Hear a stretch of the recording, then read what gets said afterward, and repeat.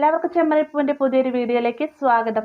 അപ്പം നമ്മുടെ ചെമ്പരപ്പൂവിൽ വരാനിരിക്കുന്ന ഒരു ഭാഗത്തിന്റെ വീഡിയോ ആണ് ഞാൻ ചെയ്യുന്നത്. ഇപ്പം നമ്മുടെ വർഷയുടെയും ശ്രീകാന്തിന്റെ താലി പിരിച്ചു മാറ്റി ചടങ്ങ് നടക്കുകയാണല്ലേ. കൂടുതൽ തന്നെ ശ്രുതിയുടെയും ചടങ്ങുകൾ നടത്താനായിട്ട് ചന്ദ്ര പറയുന്ന സമയത്ത് മഹിമ അത് സമ്മതിക്കുന്നുണ്ട്. എന്നാൽ അതൊരു വലിയ ചതിയാണെന്ന് അറിയാതെയാണ് സമ്മതിക്കുന്നത്. കാരണം തന്റെ കുടുംബത്തെ തന്നെ പിരിച്ചു മാറ്റുന്നതിനുള്ള മഹിമയുടെ തന്ത്രമാണെന്ന് ചന്ദ്രയായിട്ട് അറിയുന്നില്ല അല്ലെ. അങ്ങനെ ഈ ഒരു ചടങ്ങ് നടത്തുന്ന സമയത്ത് മഹിമയുടെ മെയിൻ ഉദ്ദേശം എന്നത് സച്ചി മൂലം ഈ ഒരു ചടങ്ങ് അലങ്കോലമാക്കുക, സച്ചിനെ പ്രകോപിപ്പിക്കുന്നതിന് വേണ്ടിയിട്ട് താൻ തന്നെ ഇറക്കിയ ആളുകളെ കൊണ്ട് ഓരോരോ ഉപദ്രവങ്ങൾ ചെയ്യിക്കുകയും സച്ചിയായിട്ട് തന്നെ ഈ ഒരു ചടങ്ങ് അലങ്കോലമാക്കുകയും ചെയ്തു കഴിഞ്ഞാൽ ആ ഒരു വാശിപ്പുറത്ത് ശ്രീകാന്തും സച്ചിയും തമ്മിൽ ബഹളം ഉണ്ടാക്കുകയും എന്നേക്കുമായിട്ട് ശ്രീകാന്ത് ആ വീട്ടിൽ നിന്ന് പിരിഞ്ഞു നിൽക്കുകയും പിന്നീട് ആ ഒരു സമയം നോക്കി ശ്രീകാന്തിനെ പക്ഷേ തന്റെ വീട്ടിലേക്ക് കൂട്ടിക്കൊണ്ട് വരാമെന്നൊക്കെയായിരുന്നു മഹിമയുടെ തന്ത്രം. ആ ഒരു കാര്യം ഇന്നത്തെ എപ്പിസോഡിൽ മധുസൂദനായിട്ട് മഹിമ പറയുകയും ചെയ്യുന്നുണ്ട്.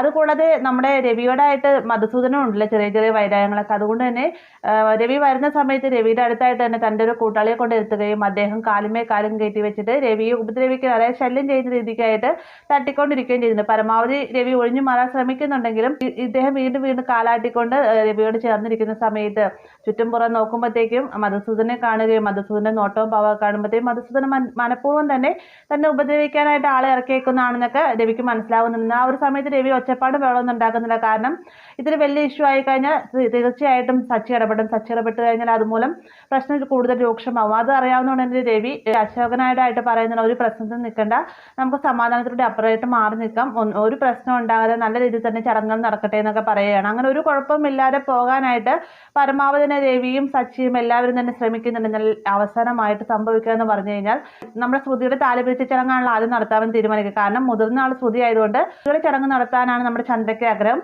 ആ ഒരു കാര്യം മഹിമയോട് പറയുന്ന സമയത്ത് മഹിമയെ സമ്മതിക്കുന്നുണ്ടല്ലേ.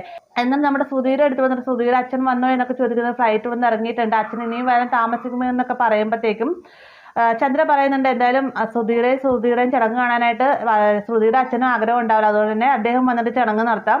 ആദ്യം വർഷയുടെ ചടങ്ങ് നടത്തിക്കോളാൻ പറയണം. അങ്ങനെ വർഷയുടെ ചടങ്ങ് വളരെ മനോഹരമായി തന്നെ എല്ലാവരും കൂടി നടത്തുന്നുണ്ട്.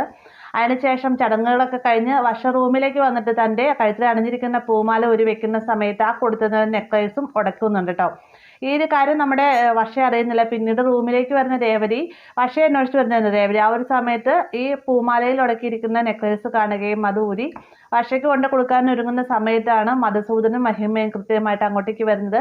വന്ന ഉടനെ തന്നെ തൻ്റെ മകളുടെ നെക്ലേസ് കയ്യിലിരിക്കുന്നത് കാണുമ്പോൾ തന്നെ മധുസൂദൻ അവിടെ അതൊരു വലിയ പ്രശ്നമാക്കാണ്ട്. ശരിക്കും പറഞ്ഞാൽ മധുസൂദൻ അറിയാം രേവതി കള്ളമൊന്നും ചെയ്യില്ല. പക്ഷേ സച്ചിക്ക് വേദന എടുക്കണമെങ്കിൽ, സച്ചിക്ക് മറ്റുള്ളവരുടെ ദേഷ്യം കൂടണമെങ്കിൽ, സച്ചിക്ക് പ്രിയപ്പെട്ട ആരെങ്കിലും ഉപദ്രവിച്ചാലാണ് എന്തെങ്കിലുമൊക്കെ സംഭവിക്കണമെന്നറിയാം. അതുകൊണ്ട് തന്നെ രേവതിനെ മനഃപൂർവ്വം തന്നെ കളിയാക്കണം. രേവതി വർഷയുടെ ആഭരണങ്ങൾ മോഷ്ടിക്കാൻ ശ്രമിക്കുകയായിരുന്നു. കൈയോടുകൂടി പിടിച്ച സമയത്ത് അവൾ ഒഴിഞ്ഞു മാറാനായിട്ട് ഇതുപോലെ കള്ളങ്ങളൊക്കെ പറയുന്നതെന്നൊക്കെ പറഞ്ഞുകൊണ്ട് വന്നിരിക്കുന്നവരുടെ മുന്നിൽ വെച്ചെല്ലാം നാണം കെടുത്തുകയാണ്. രേവതിക്ക് അറിഞ്ഞുകൊണ്ട് തന്നെയാണ് സച്ചിയുടെ അടുത്തേക്ക് ഓടിച്ചിരുന്നത്. ആ ഒരു ഭാഗമാണ് നമ്മൾ പ്രൊമോയിൽ കണ്ടത്. അപ്പോൾ അത് തന്നെയാണ് നമ്മുടെ മെയിൻ സബ്ജക്റ്റ് എന്ന് പറഞ്ഞാൽ അതായിരുന്നു. രേവതി എന്ത് കാരണം കൊണ്ടാണ് സച്ചിയെ ഓടിച്ചെന്ന് കെട്ടിപ്പിടിക്കുക എന്നതായിരുന്നു.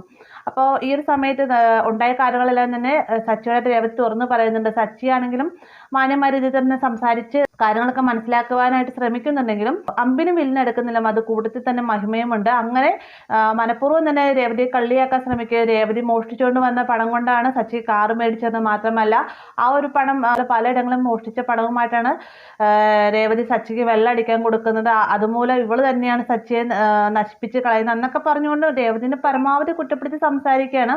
അവസാനം ക്ഷമ കേട്ട് തന്നെ നമ്മുടെ സച്ചി മധുസൂദനക്കെട്ടായിട്ട് കൊടുക്കുകയും ചെയ്യുന്നുണ്ട് കേട്ടോ. അപ്പോൾ ഈ ഒരു ഭാഗം അതായത് രേവതി കരഞ്ഞുകൊണ്ട് വരുന്ന ഭാഗങ്ങളെല്ലാം തന്നെ നമുക്ക് അടുത്ത ആഴ്ചയോടെ തന്നെ കാണാൻ സാധിക്കുന്നതായിരിക്കും. രേവതി കരയുന്നതിനുള്ള കാരണവും മധുസൂദനും മഹിമയുമാണ് കേട്ടോ. അപ്പോൾ എന്തായാലും വീഡിയോ ഇഷ്ടമായെന്ന് കരുതുന്നു. വീഡിയോ ഇഷ്ടമായി കഴിഞ്ഞാൽ ലൈക്ക് ചെയ്യാനും കൂടെ ചാനൽ സബ്സ്ക്രൈബ് ചെയ്യാനും മറക്കരുത്.